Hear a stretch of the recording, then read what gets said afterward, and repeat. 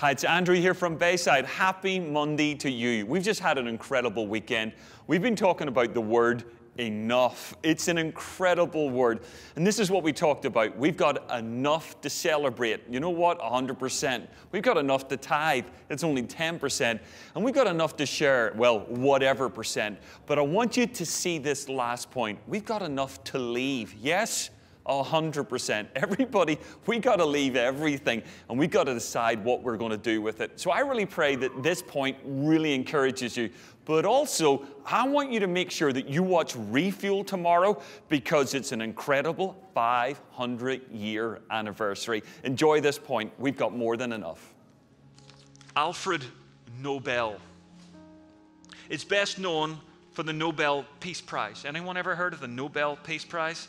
I've met a Nobel Peace Prize winner in my life. Less well known is the fact that Alfred Nobel also invented dynamite. As well as a chemist, engineer, and innovator, he was a weapons manufacturer. In 1888, Alfred's brother Ludwig died. A French newspaper erroneously published Alfred's obituary. It condemned him for his invention of dynamite, stating, "The merchant of death is dead, Dr. Alfred Nobel, who became rich by finding ways to kill more people faster than ever before. He died yesterday." Alfred Nobel was devastated by the foretaste of how he would be remembered.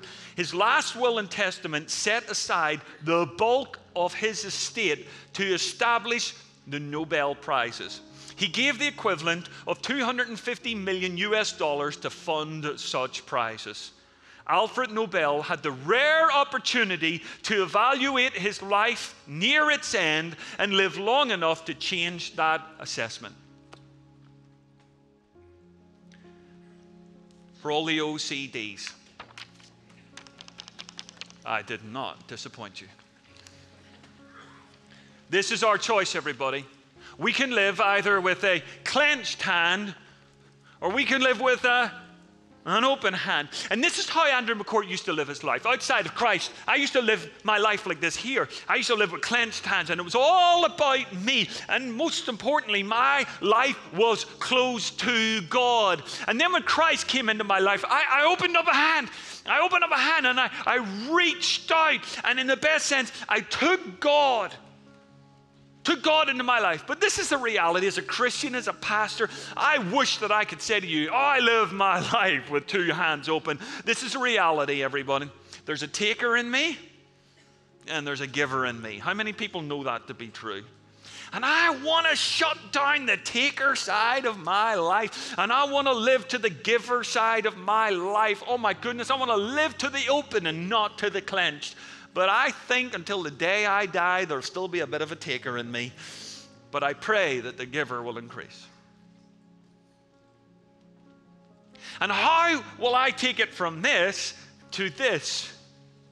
Well, I find this, that the closer I live to Jesus Christ and not to the values of this world, not to the economy of this world, to the thinking of this world, the closer that I live to Jesus Christ, I see a person who hung on a tree with both hands open, who didn't give 10%, who didn't give 90%, who didn't negotiate down to 90%. He gave everything. Even at the end, he said, "Father, forgive them. They don't know what they're doing." He gave everything, quite literally hung naked on a cross, stripped of everything. The 100% giver.